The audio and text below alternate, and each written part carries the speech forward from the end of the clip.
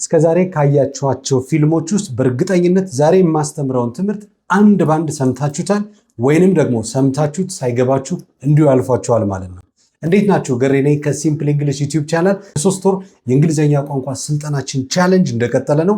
ቤዚክ ኤክስፕሬሽንስ የምንላቸው ነው ሞስት ፍሪኩዌንትሊ በሙቪ የምንሰማቸውን ኤክስፕሬሽኖች ይዤላችሁ ነው የመጣው። እነሱም በደንብ አስተምራችኋለሁ። የትም እንዳትሄዱ። አዲስ ከሆናችሁ ሰብስክራይብ በማድረግ ነባር ከሆናችሁ ደግሞ ኮመንት ሴክሽን ላይ ደስ የሚላችሁን ሀሳብ በመስጠት አብረን የምንቆይ ነው የሚሆነው። ልጀምርላችሁ በቀጥታ።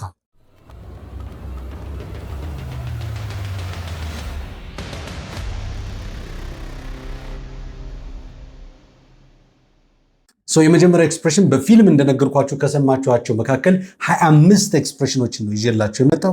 ከ25ቶቹ መካከል የመጀመሪያው you can count on me የሚለው አገላለጽ ነው። you can count on me you can count on me ማለት ምንድነው? እንግዲህ you can trust me እንደማለት ነው። እመነኝ እንደማለት ነው። ለኔ ተው ትላላችሁ አይደል? አንዳንዴ when you are kind of reliable on something እርግጠኛ ስትሆኑ በሆነ ነገር ላይ you can count on me ማለት ትችላላችሁ። እርግጠኛ ነኝ በዚህ ጉዳይ ለኔ ተው እንደማለት ይሆናል ማለት ነው። you can count on me።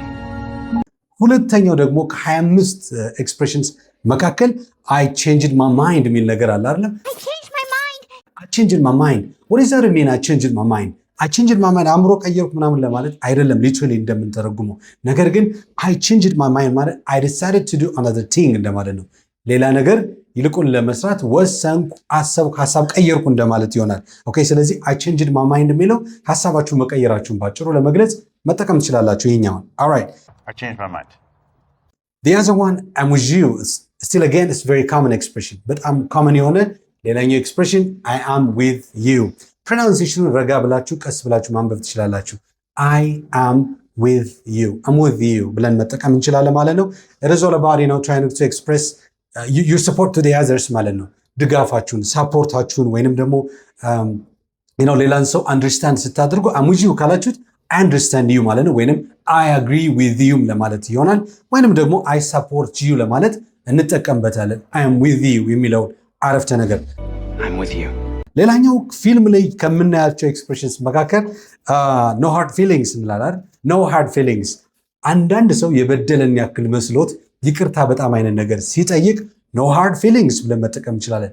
no hard feelings ቴክስቱ እንደምትመለከቱት no hard feelings ትንሽ ፈጠን አድርገን ፕሮናንሲዬሽኑን ማሻሻል እንችላለን። በምሳሌ ላሳያችሁ። አንድ ሰው ከኔ ጋር sorry I couldn't make it to your class ክላስ መምጣት አልቻልኩም፣ በጣም ይቅርታ እንግዲህ አልቻልኩም አይነት ቢለኝ it's okay no hard feelings ማለት እችላለሁ። it is okay no hard feelings ለው መጀመሪያ ምንድነው ያለኝ?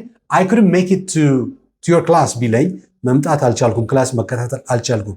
it is okay no hard feelings ካልኩት it is okay ማለት ነው። no pain ምንም የምጎዳው ነገር የለም ወይንም ደግሞ ችግር የለም ብለን አቅልል ለመናገር ስንፈልግ ነው።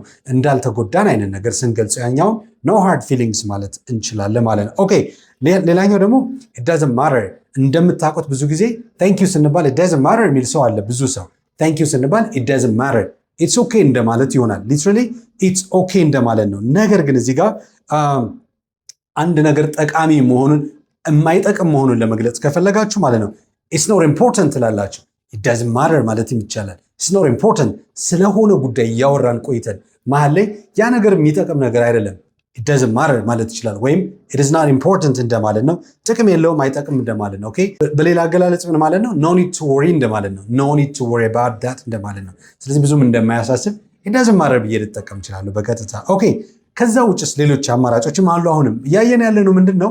ፊልሞች ጋር በብዛት የምንመለከታቸው የምናገኛቸው ኤክስፕሬሽንስ ናቸው። እነሱን ኤክስፕሬሽኖች በተሻለ መንገድ በደንብ ኤክሰርሳይዝ አድርገን እንድንለምዳቸው በክፍል 18 ነው ይዤላችሁ የመጣው ማለት ነው። ኦኬ። ሶ ሌላኛው it is a long shot it is a long shot you try to say after me ከኔ በኋላ ማለት ብትሞክሩ በጣም ቆንጆ ነው። it's a long shot but it might it's a long shot ስንል it's a long shot ማለት ምንድነው? እንግዲህ አንድ ነገር ስለ ሎንግ እና ስለ ሻት እያወራን አይደለም ያለነው። ነገር ግን when someone says it is really a long shot it is to mean absolutely small chance የሆነ the chance በጣም ጠባብ የሆነ እድል መኖሩን ስንገልጽ it's a long shot ብለን መጠቀም ይችላል። it is a long shot እንላለን። ሾት የሚለውን ሻት ብለን እናነባዋለን በአሜሪካን ፕሮናንሲዬሽን እንደማለት ነው። ቀጣይ ደግሞ አሁንም ስንቀጥል በዚሁ ማለት ነው። አብራችሁ ናችሁ አይደለም? በጣም አሪፍ ማስታወሻ ያዙ። ከጠቀማችሁ ደግሞ ስክሪንሻት አድርጋችሁ ኖቱን መያዝ ትችላላችሁ ማለት ነው። ኦኬ ሌላኛው የሚሆነው we're in deep trouble የሚለውን አረፍተ ነገር ተመልከቱ። we are in deep trouble እንደምታውቁት travel የሚለውና travel ይለያያል። travel ከሆነ ጉዞ ነው የሚሆነው TRAVE የሚለው ነገር ግን እዚህ ጋር TROUBE ነው። ስለዚህ we are in a big trouble ካልን ችግር ውስጥ ነው ያለ ነው እንደማለት ነው። of course ይታወቃል we're in a big trouble travel የሚለውና deep የሚለውን ቃል ልስጣችሁ። ዲፕ የሚለውን ጥልቀትን ይገልጻል። ስለዚህ ዲፕ ታውት ብለን መጠቀም እንችላለን። እሺ በሌላ ጊዜ ዲፕ ታውት ወይንም ደግሞ ዲፕ ስሊፕም ይባላል። እሺ በደንብ ጥልቀት ያለው እንቅልፍ ማለት ነው። በደንብ ምንድነው በደንብ ስንተኛ I had a deep sleep ካል በጣም ተኝቼ ነበር እንደማለት ነው። እሱን ትጠቀማላችሁ። ከዛ ውጭ ዲፕ ቮይስ ደግሞ ምንለው አለ። ዲፕ ቮይስንም በሱ መጠቀም ትችላላችሁ። that's good but my point right now is what is that to mean we're in a deep trouble ምን ማለት ነው? we are in a big problem የሚለው ነው። ጥልቅ ችግር ውስጥ ያለ we're in a big trouble ካልን we're in a big problem እያልኩ እየገለጽኩ ነው ማለት ነው። እዚህ ጋር መጠቀም ትችላላችሁ።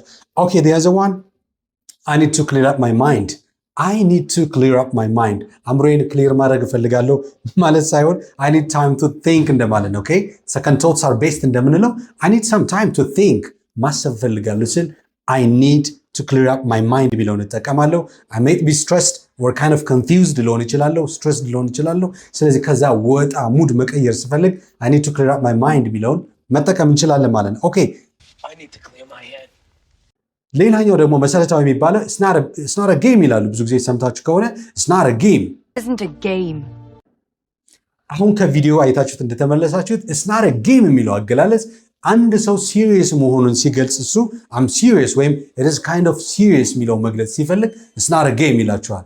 ቀልድ አይደለም፣ ጨዋታ አይደለም ያስኩት ምናምን እንደምንለው it's not a game የሚለውን መጠቀም ትችላላችሁ ማለት ነው። okay the other one I feel so alive የማን ሙዚቃ ነበር? I'm alive የሚለው I'm alive የሚለው ሙዚቃ አለ አይደል?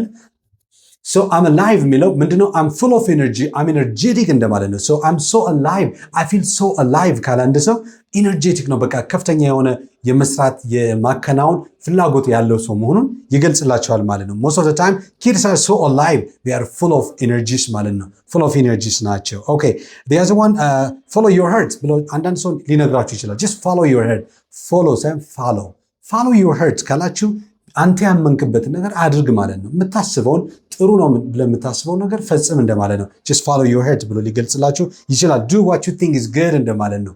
ጥሩ ነው ብለሽ የምታስበው ነገር አድርግ፣ ከውን፣ ፈጽም እንደማለት ነው። በሱ ተጠቀማላችሁ። what are you up to የሚል አገላለጽም ትሰማላችሁ። what are you up to it's like what are you doing እንደማለት ነው። አንድ ሰው Americans most of the time out what are you up to ብሎ ይጠቀማሉ። what are you up to ማለት what are you doing እንደማለት ነው። ምን እየሰራክ ነው? ምን እያደረክ ነው? nothing much nothing special just faffing round ሊላችሁ ይችላል። እንዲሁ ዝም ብዬ ዞር እያልኩ ነው እዚህ አካባቢ just faffing round በዚህ ልንጠቀም እንችላለን። okay take your time ከተባለስ take your time አንድ ሰው take your time ካላችሁ ምን እያለ ነው? need to worry ምንም የሚያጣድፍ የሚያስቸኩል ነገር የለም እያለ ነው። take your time ይላችኋል ማለት ነው። okay አንድ 5 ደቂቃ ጠብቀኝ ይቅርታ ምናምን ቢለ take your time ማለት ትችላላችሁ። ምንም ችግር የለ ዘና በል እንደማለት ነው። okay Please take your time. ሌላኛው ደግሞ good news surprise ሲያደርጉ surprise ብሎ ይጠቀማሉ አይደል? ከዚህ ውጭ ግን guess what ይላችኋል። መጣው እንዲገና ክፈት አድርገው ይገባሉ። guess what ምን ማለት ነው? ምን እንደሆነ ገምት እስኪ፣ ምን እንደሆነ ታውቃለህ ምናምን አይነት ነገር እንደማለት ነው። so guess what ካለኝ አንድ ሰው he's gonna tell me good news ማለት ነው። good news ሊነግረኝ ነው። ጥሩ ዜናና መጥፎ ዜና ሲናገሩ መጀመሪያ ጥሩ ነው ያስቀድማሉ።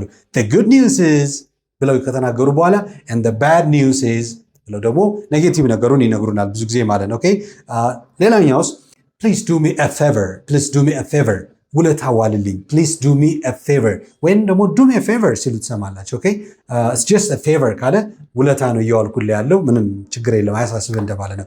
it's just a favor ይላችኋል ማለት ነው። ስለዚህ do me a favor ወይም please do me a favor ካለኝ ውለታ ዋልልኝ ብሎ እየጠየቀኝ ነው ማለት ነው። የኔን ፌቨር እየጠየቀ ነው ማለት ነው። okay Do me a favor. don't go in there ሲሉ ትሰማላችሁ አንዳንዴ ብዙ ጊዜ don't go in there ማለት አትግባ፣ እዚሁ ቆይ፣ አትግባ፣ እዛ ትሄዳትል the situation inside is very dangerous እንደማለት ነው። ወይም there is some sort of trouble ማለት ነው። የሆነ ችግር ኢሹ አለ እዛ ውስጥ። ስለዚህ አትግባ ስትሉ don't go in there ማለት ትችላላችሁ ማለት ነው። okay ይሄን አገላለጽ ሰምታችሁ ታውቃላችሁ? I have a situation ሲሉ I have a situation ምን ማለት ነው? ሁኔታ ምናምን ለማለት አይደለም። situation የሚለው I have ማለት first of all look I have a situation የሚለው I have got a situation ወይም I got a situation ሲሉ ትሰማላችሁ። ምን ማለት ነው? I have a problem እንደማለት ነው። ችግር ገጥሞኛል እንደማለት ነው። I have a situation, I got a situation, I've got a situation በሶስቱ አማራጭ መጠቀም ትችላላችሁ ማለት ነው። ኦኬ you for real በተለይ ደግሞ እነዚህ አፍሪካን አሜሪካንስ የምንላቸው እንደ ነን ኔቲቭ ስፒከርስ የሆኑት ሳይሆን አፍሪካን አሜሪካንስ የምንላቸው እዛው ተወላጆች are you for real ይላሉ። ከምር ነው? የእውነት ነው? are you for real ብለን መጠቀም እንችላለን ማለት ነው። I messed up ሌላኛው መሰረታዊ ቃል አገላለጽ I messed up የሚለው ነው። I messed up or I screwed up ሲሉ ትሰማላችሁ። I messed up ማለት I made a mistake ማለት ነው። or Americans ደግሞ I screwed up sorry I screwed up ብለው ይጠቀማሉ። ኦኬ በሱ ትጠቀማላችሁ። ኦኬ what is your angle ተብላችሁ ታውቃላችሁ? what is your angle what is your angle አንግል የትኛው ነው ማለት አይደለ። ኦኬ what is behind what you say ምንድነው ሞቲቭህ ምንድነው ለማለት የፈለከው ምንድነው ይላል አንዳንድ ሰው what is your angle የሚለው መጠቀም ይችላልላችሁ። so what is your angle ካለ አንድ ሰው ሞቲቭ ነው ከኋላ ሊል የፈለገውን ነገር the plan the motive ምናምን እንደማለት ነው። ኦኬ stop playing with fire stop playing with fire ደግሞ ሌላኛው ቃል ነው። stop playing with fire ማለት ሲሪየስ ኩን እንዲህ አይነት ነገር ዴንጀረስ የሆነ ነገር መሞከር የለብም። ኦኬ stop playing with fire ማለት ነው አደገኛ የሆነ ነገር አትሞክር ለማለት ይጠቀሙበታል። ኦኬ she has a point ካልኩ እኔ አንድን ሰው ከጎን ያለችውን ሰው she's got a point ወይም she's a point ካልኩ እሷ የምትናገረው ነገር እውነት ነው እውነት አለው መሰረታዊ ነገር ነው የምታወራው። she has a point I have a point ካልኳችሁ እውነት ያለው ነገር ነው የማወራችሁ የምነግራችሁ ነገር እንደማለት ነው። ኦኬ ወይም አንዳንድ ሰው ደግሞ what is your point ይላቸዋል። what is your point እዚህ ጋር ግን what do you want to say እንደማለት ነው። what is your point ካልከኝ ምን ለማለት ፈልገህ ነው ፖይንቱ ምንድነው ልትል የተናገርከው። but he has a point she has a point ካልኩ ግን የምትናገረው ነገር has got some truth ማለት ነው እውነታ አለው እንደማለት ነው። what is your point ሌላኛው hit the brake የመጨረሻው ይሄ ነው። hit the brake ካለ አንድ ሰው hit the brake ማለት ብሬኩን ምታው ማለት አይደለም። ብሬክ ፍሬን ነው አይደለም። ስለዚህ ፍሬኑን ያዘው እንደማለት ነው። hit the brake ከተባለን stop the car እንደማለት ነው። መኪናውን አቁምልኝ just stop the car እንደማለት ነው። ፈጠን በል አፍጥነው ስትሉ ደግሞ መኪናውን speed up ማለት ትችላላችሁ። speed up ማለት እንችላለን ማለት ነው። Thank you so much guys ፈጠን ባለ መንገድ ለዛሬ በተጨናነቀ ፕሮግራም ቪዲዮ ይዤላችሁ የመጣሁት ይህን ይመስል ነበር። በሌላ ጊዜ እንገናኛለን። till then thank you bye bye